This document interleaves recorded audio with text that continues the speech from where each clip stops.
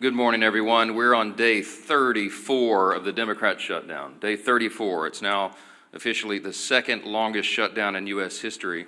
And we wanted to just have a simple exercise with you this morning to go through just a couple of important facts. There is such a staggering amount of gaslighting and false information that Democrats are engaging in right now. And so we thought it would be useful to just this morning, in a very brief and concise manner, separate fact from fiction. So I'm just going to go through 4 false claims that you have heard over and over and over, and just explain once more what the simple truth is. Meredith, let me see the first slide here. Here's the first one. The obviously false claim of the Democrats is that Republicans have closed the government. I've heard them say this myself. You've all seen it in interviews. They're blaming the shutdown on the Republicans, and it is patently absurd. The next slide will show you the simple fact. The obvious fact that everyone can see, it is Republicans who have voted to open the government 14 times. Now remember how this came about. Back in September 19th in the House, Republicans in the House voted to open the government, the clean continuing resolution to keep everything in operation. Every Democrat except one in the House voted to close the government, but we still passed it because we have the majority. And so we sent that bill over to the Senate. And 13 different occasions, 13 times, the Democrats have voted to close the government. Republicans voted yes every time to open it.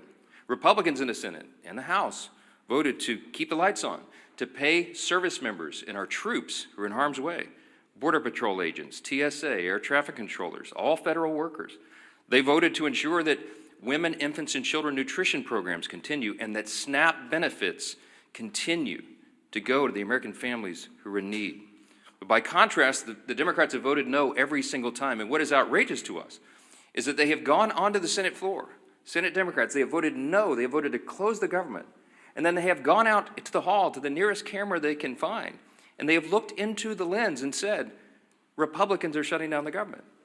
It makes no sense. It's the most extreme example of gaslighting in the history of American politics.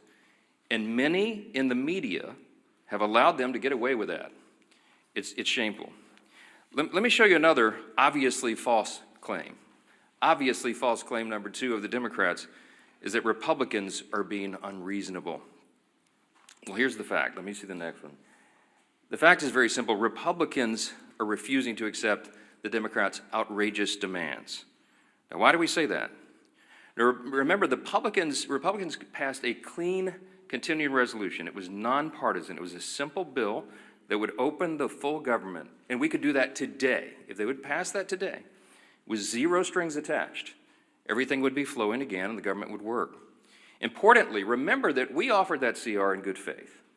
And why do we say that? Because it was offered after a bipartisan, bicameral negotiation between both chambers.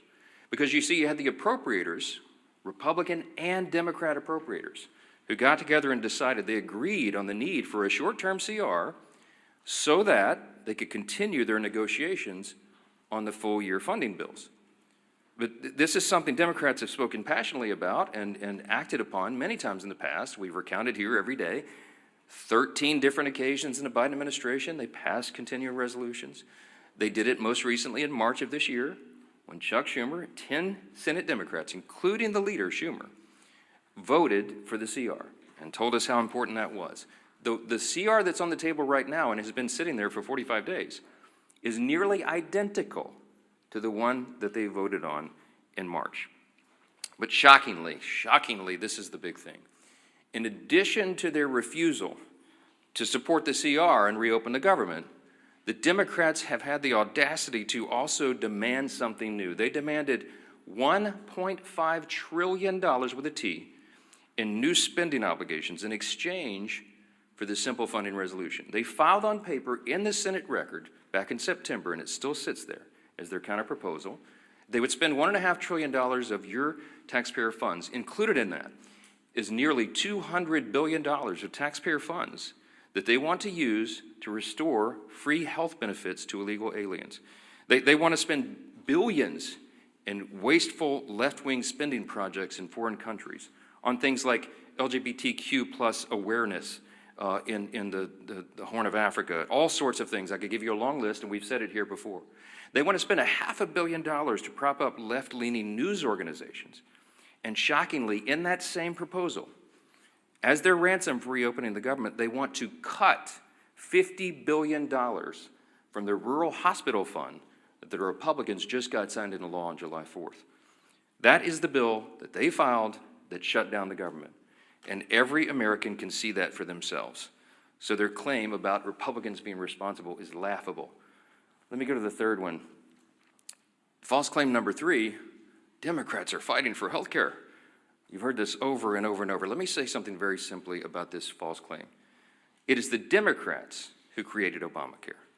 It is the Democrats who did that without any Republican votes. It's the Democrats who, by extension, have cost the American taxpayers and people who have health insurance have made their costs skyrocket. It is their policies that made that happen. And so instead of reforming it, the Democrats don't reform Obamacare. They want to subsidize it. They want to spend more taxpayer dollars. That, by the way, goes mostly to insurance companies, which makes the cost rise further. That's the Democrats' plan. When they passed Obamacare in 2010, they called it the Affordable Care Act. We know the truth is exactly the opposite. By some estimates, premiums have risen 60% in many categories since they passed that bill into law. Now, the fact is the opposite. Republicans are the ones fighting to save health care. Why? It's not just talking points to us. We do this.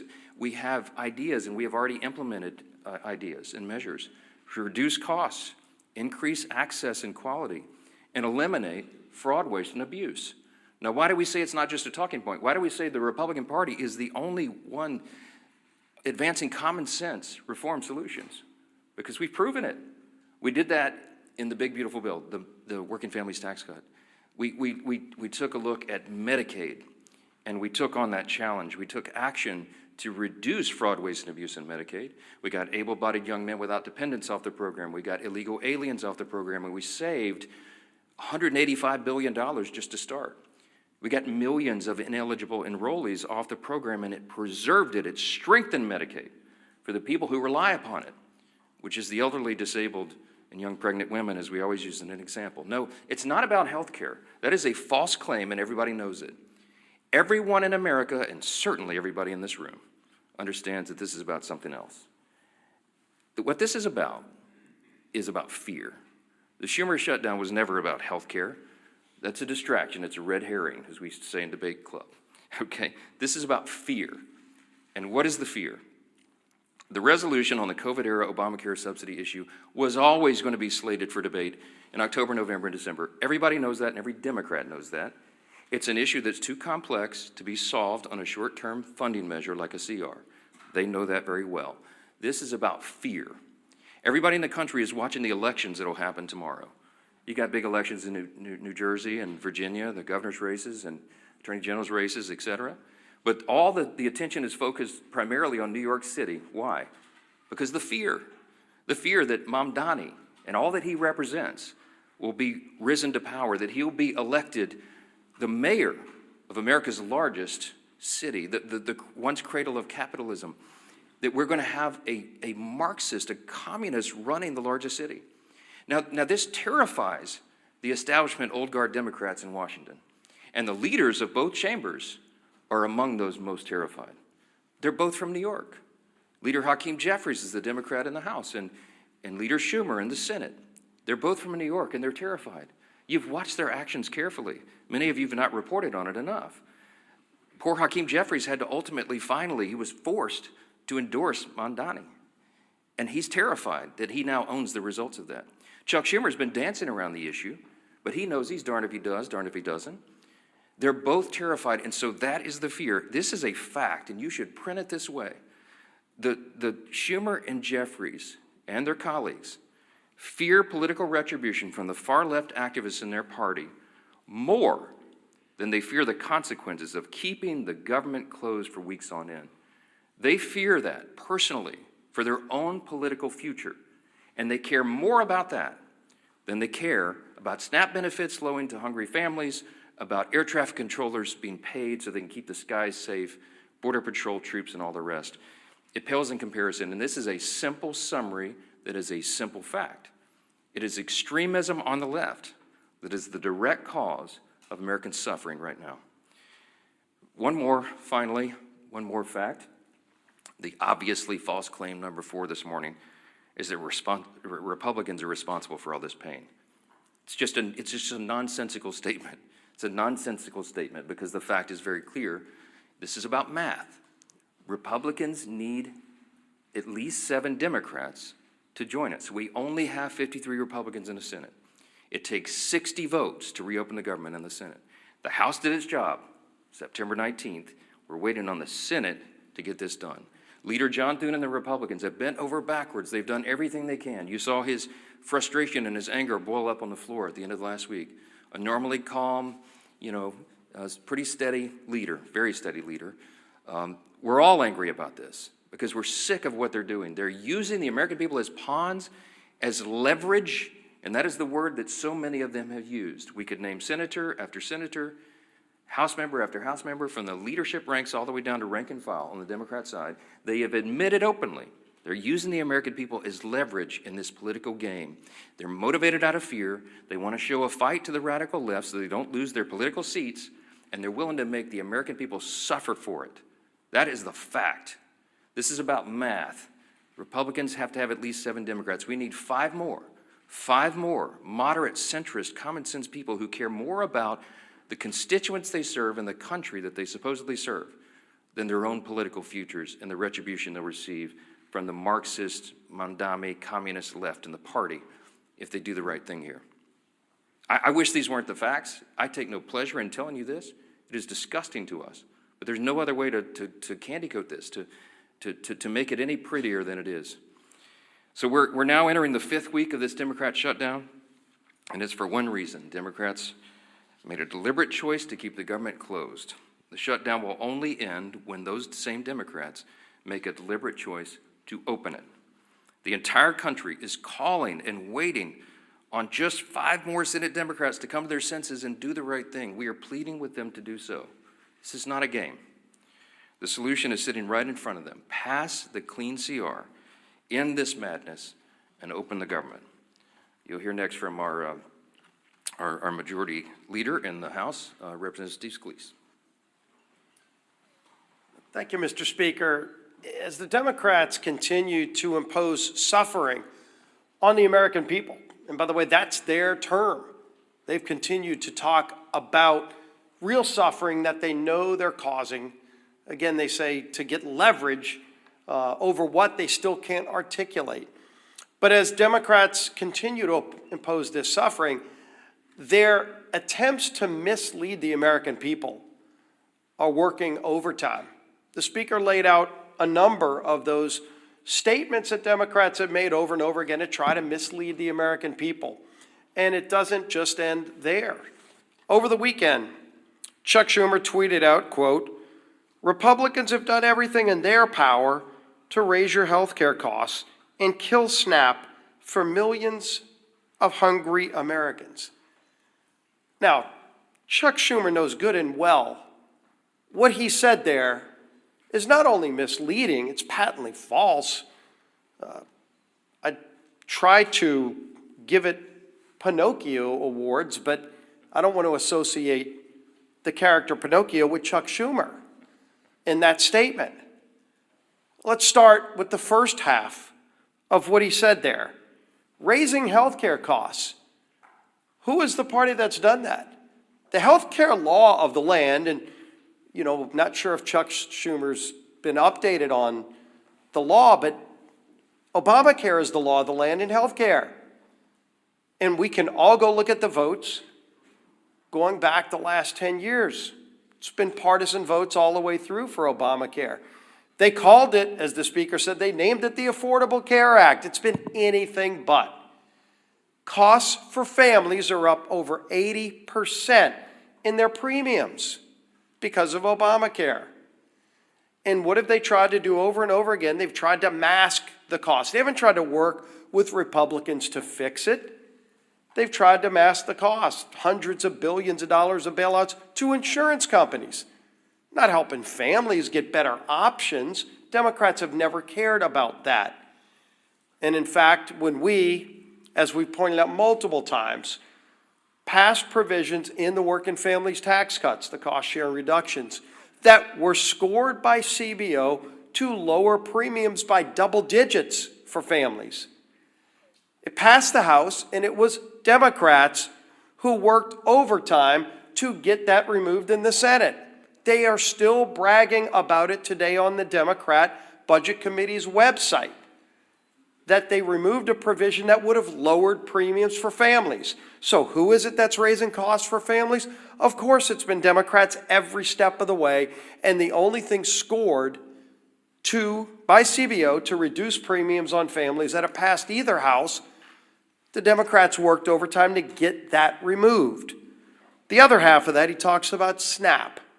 And of course, we know there have been votes in the House and Senate to save the SNAP program from cuts, from being zeroed out. It's called the Clean CR.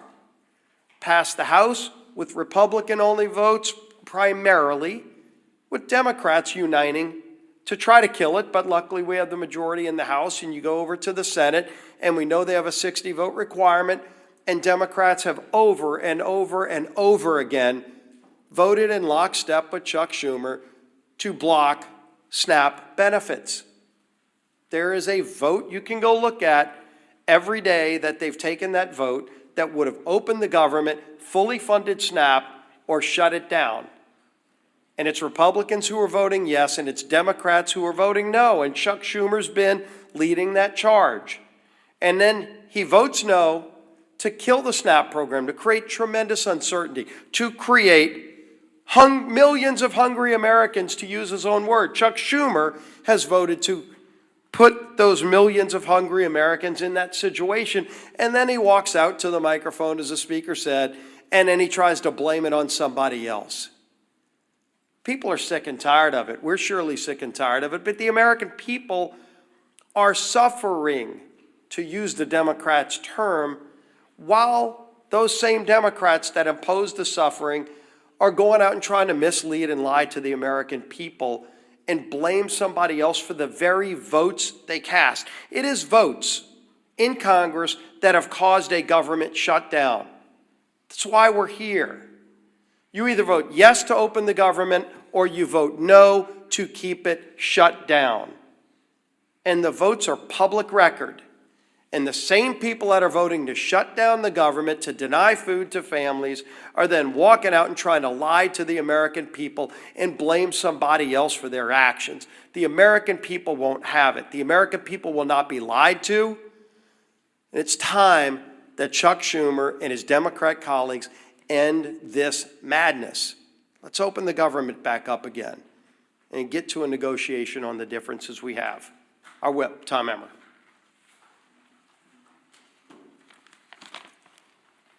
Today marks day 34 of the Democrat shutdown. Here are some headlines from over the weekend highlighting the pain the Democrats are inflicting on the American people each day that they prolong this mess. Quote, government workers, SNAP recipients feel the pain as the government shutdown drags on. Quote, staffing shortages mire air travel as shutdown stretches on. Quote, government shutdown threatens to delay home heating aid for millions of low-income families. And that's just to name a few. Democrats have now voted against opening the government 14 times. That's 14 times that they voted against our military. That's 14 times that they have voted against federal law enforcement officers, air traffic controllers, and TSA agents. 14 times they have voted against low-income Americans who rely on programs like SNAP and WIC. Why? Not because they actually care about lowering the cost of health care like they claim. Just look at the 68-page counterproposal they filed in the Senate. Only 1.5 pages reference health care. The other 66 outline their radical policy priorities like billions of dollars for foreign climate projects or $500 million to prop up leftist media outlets. The fact of the matter is that the Democratic Party is not fighting for you, the American public.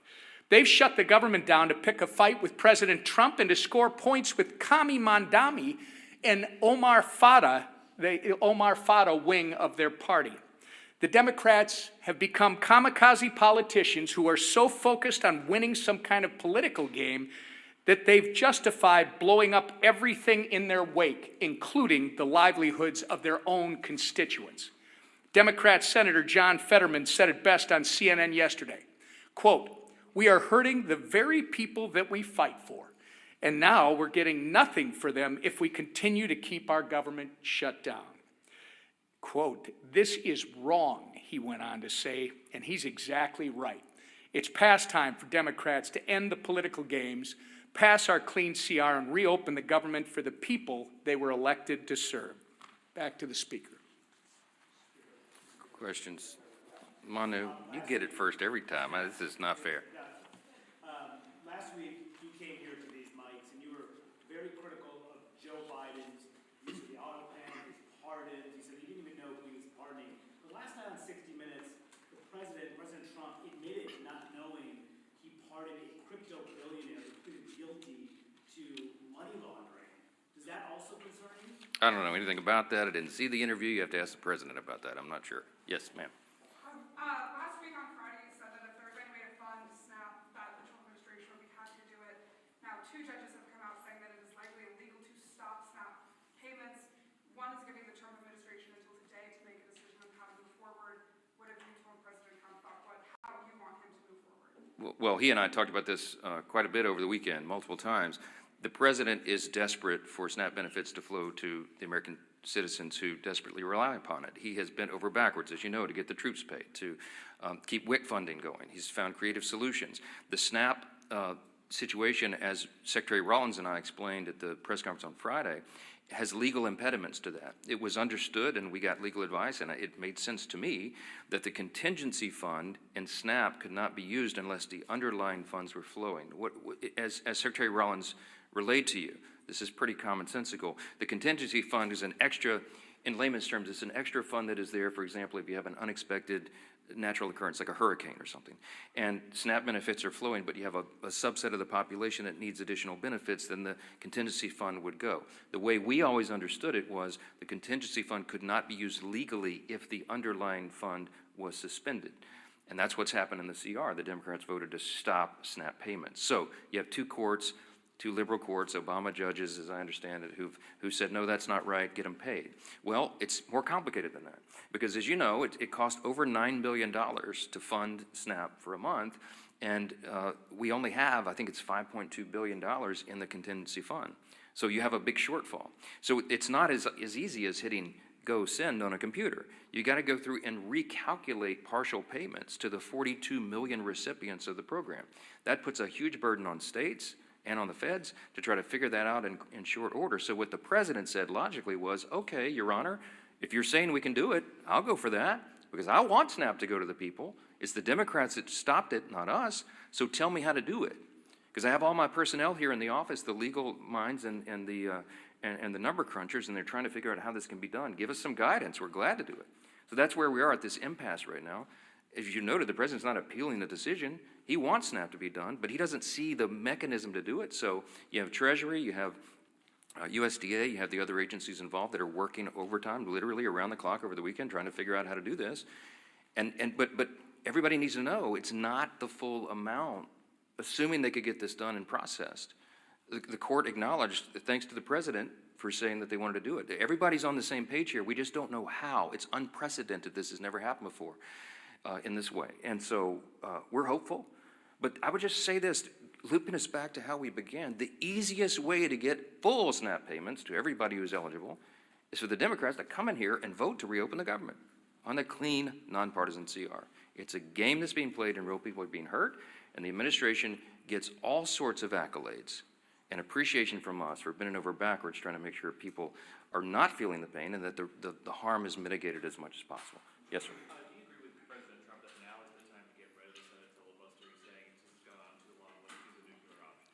So I talked talked to the president multiple times over the weekend, I mentioned, and of course the filibuster came up. This is a Senate matter. It has nothing to do with the House. Everybody wants to know what my opinion is. I mean, my opinion is irrelevant. I understand desperate times call for desperate measures.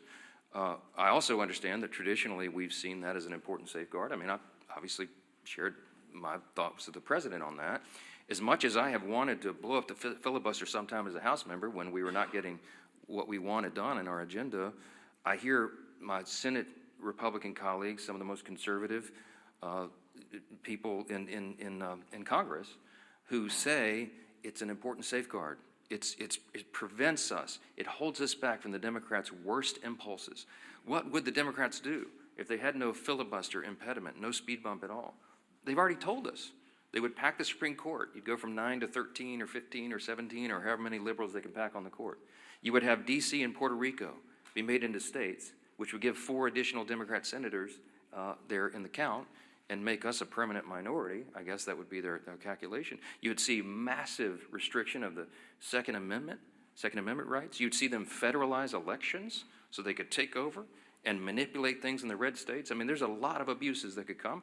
And so that's the caveat. That's what they're working through. And I speak frankly and honestly with the president, and he's very passionate about this. We're all very passionate. I think what you see in this debate we're having on our own side is a reflection of the anger that we feel, the real desperation that we feel, because we want the government to be reopened. We want to serve the American people as best we can, and any hindrance to that is something that everybody's looking at very carefully. Again, not a House issue, it's a Senate issue, and we'll see how that's resolved. Chad. Good morning. Hasn't the ship sailed on the CR?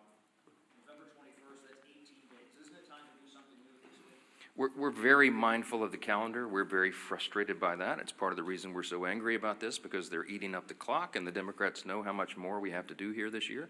But we cannot do it if the government's not opened and not serving the people. And so this is a very important matter. It's something that we're giving all of our attention to. Our leaders will go and meet on the calendar right now. We watch it every day. But the simplest way to get all these issues resolved, health care, everything else, to get it all finished up for the year, is for them to reopen the government and make sure people are not hurting instead of Democrats over here playing political games to cover their own backside. I hope the election tomorrow is a change, a sea change in all this. I hope that after everybody votes and they go in their room and they make the calculation that, well, maybe we won't have to hold that line anymore. Maybe they won't punish us. Maybe it won't affect turnout in our states in these elections. Maybe after tomorrow they'll come to their common senses again and do the right thing. We certainly pray that is true. And Republicans will be on the job every single day, serving our constituents, helping guide them through the chaos that the Democrat shutdown has created, and praying that they do the right thing and stop making the American people suffer because of this nonsense. Thank you.